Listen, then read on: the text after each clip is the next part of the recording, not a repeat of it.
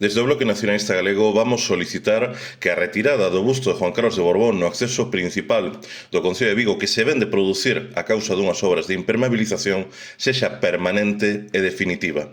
Durante os últimos anos teñen sido atronadoramente claros os indicios de corrupción institucional e de negocios irregulares por parte de quen ostentou durante moito tempo a xefatura do Estado desde a súa designación como sucesor polo dictador Francisco Franco. Delitos e irregularidades que arestora fican impunes pola inviolabilidade legal que envolve o monarca emérito. Non é de extrañar que nunha institución arcaica, obsoleta, antidemocrática e erixida sobre o privilexio de nacemento se consideren así propios impunes.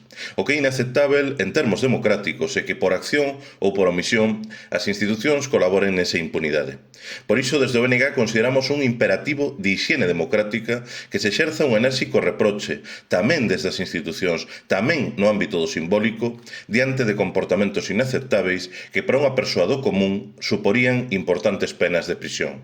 Foi por ese motivo que na altura do ano 2020, meses antes da fuxida de Juan Carlos de Borbón a Emiratos Árabes, desde o BNG demandamos a retirada do seu busto e de todas as súas imaxes penduradas en dependencias municipais e tamén que se iniciara o proceso para o cambio de nome da Praza do Rei. Unha petición que foi rexeitada polos votos en contra de PSOE e Partido Popular no Pleno.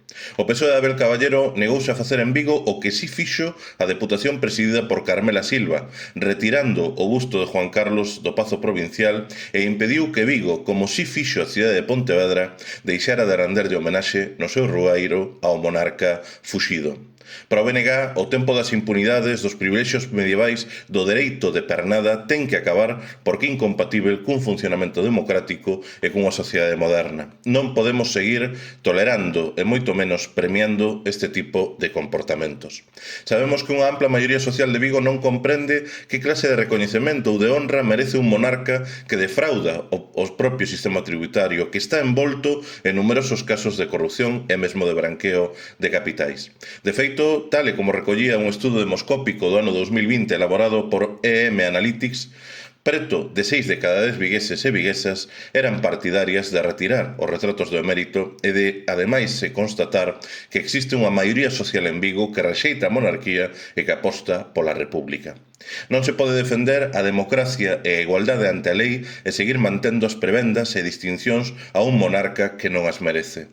Por iso, agora que o busto de Juan Carlos de Borbón xa foi retirado, o BNG defendemos que non regrese nunca máis.